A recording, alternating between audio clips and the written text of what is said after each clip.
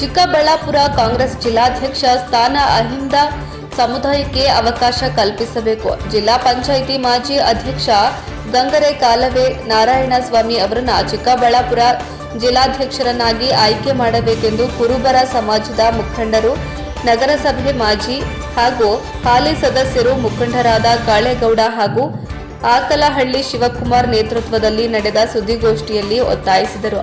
ಸುದ್ದಿಗೋಷ್ಠಿಯಲ್ಲಿ ನಡೆಸಿ ಮಾತನಾಡಿದ ಸಮುದಾಯದ ಕಾಂಗ್ರೆಸ್ ಮುಖಂಡ ಕಾಳೇಗೌಡ, ಸಮಾಜ ಸೇವೆ ಭಾವನೆಯೊಂದಿಗೆ ಜೀವನ ಸಾಗಿಸುತ್ತಿರುವ ಗಂಗರೆ ಕಾಲವೆ ನಾರಾಯಣಸ್ವಾಮಿ ಈ ಹಿಂದೆ ಜಿಲ್ಲಾ ಪಂಚಾಯಿತಿ ಅಧ್ಯಕ್ಷರಾಗಿ ಉತ್ತಮ ಆಡಳಿತ ನಡೆಸಿದ್ದು, ಸಮಾಜ ಸೇವೆಯಲ್ಲಿ ಕೂಡ ಮುಂಚೂಣಿಯಲ್ಲಿದ್ದಾರೆ. ಬಡವರಿಗೆ ಉಚಿತ ಸಾಮೂಹಿಕ ವಿವಾಹಗಳ ಆಯೋಜನೆ, ಆರೋಗ್ಯ ಸಂಬಂಧಪಟ್ಟಾಗಿ ಜನರಿಗೆ ಸಹಕಾರ, ಇಂತಹ 10 ಹಲವು ಸಾಮಾಜಿಕ ಸೇವೆ ಸಲ್ಲಿಸಿದ್ದು, ಅವರಿಗೆ ಜಿಲ್ಲಾಧ್ಯಕ್ಷ ಸ್ಥಾನ ನೀಡಿದ್ದೇ ಆದಲ್ಲಿ ಮುಂದಿನ ದಿನಗಳಲ್ಲಿ ಎಲ್ಲರನ್ನ ಒಗ್ಗೂಡಿಸಿ ವಿಶ್ವಾಸಕ್ಕೆ ತೆಗೆದುಕೊಂಡು ಪಕ್ಷವನ್ನು ಇನ್ನಷ್ಟು ಬಲಪಡಿಸಲಿದ್ದು, ಮುಂಬರುವ ಜಿಲ್ಲಾ ಪಂಚಾಯತ್ ಹಾಗೂ ತಾಲೂಕು ಪಂಚಾಯತ್ ಚುನಾವಣೆಯಲ್ಲಿ ಪಕ್ಷದ ಅಭ್ಯರ್ಥಿಗಳ ಗೆಲುವಿಗೆ ಶ್ರಮಿಸಲಿದ್ದಾರೆ ಎಂದು ತಿಳಿಸಿದರು.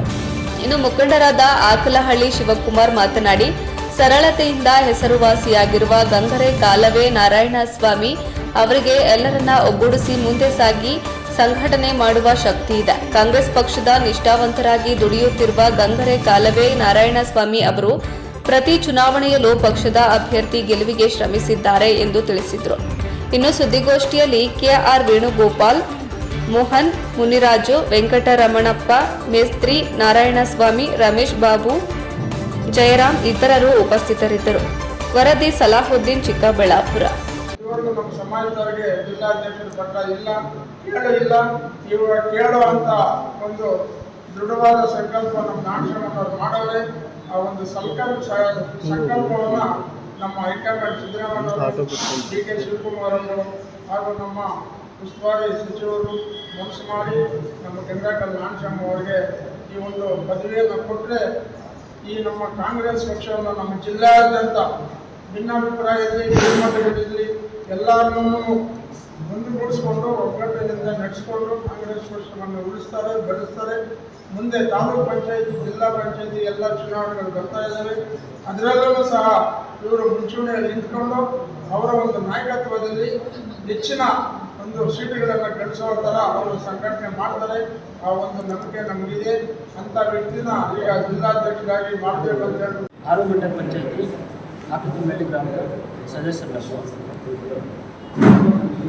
ನಾವು ಈ ಪತ್ರಿಕಾಗೋಷ್ಠಿ ಸೇರಿಸಿರೋದು ಏನು ಉದ್ದೇಶ ಅಂದರೆ, ನಮ್ಮ ಗಂಗರೆ ಕಾಲವೆ ನಾರಾಯಣಸ್ವಾಮಿಯವರಿಗೆ ಜಿಲ್ಲಾಧ್ಯಕ್ಷ ಸ್ಥಾನ ಕೊಡಬೇಕಂತ ಹೇಳ್ಬಿಟ್ಟು ಈ ಪತ್ರಿಕಾಗೋಷ್ಠಿ ಸೇರಿಸಿರೋದು.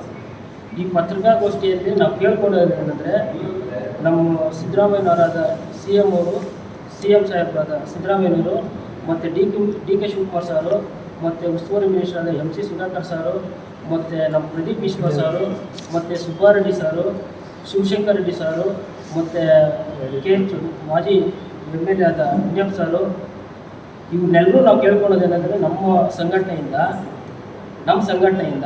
ಇವ್ರಿಗೆ ನಾರಾಯಣಸ್ವಾಮಿಯವ್ರಿಗೆ ಜಿಲ್ಲಾಧ್ಯಕ್ಷ ಸ್ಥಾನ ಕೊಡಬೇಕು. ಜಿಲ್ಲಾಧ್ಯಕ್ಷ ಸ್ಥಾನ ಇವ್ರು ಕೊಟ್ಟರೆ ಇವ್ರು ಎಲ್ಲರೂ ಕಳೆಕಡೆಯಾಗಿ ಎಲ್ಲರೂ ಜೊತೆ ಹಾಕ್ಕೊಂಡು ಒಗ್ಗೂಡಿಸ್ಕೊಂಡು ಹೋಗ್ತಾರೆ.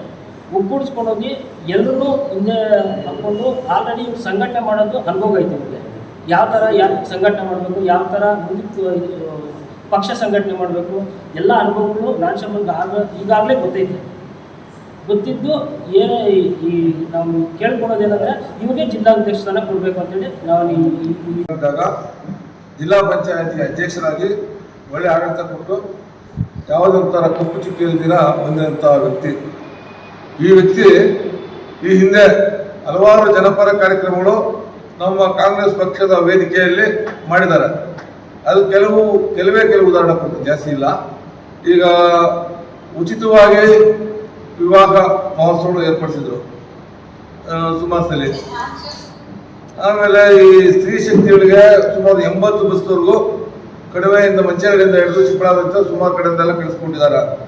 ಕೆಲವು ಆಪರೇಷನ್ಗಳು ಅಂತವೆಲ್ಲ ಮಾಡಿಸಿದ್ದಾರೆ.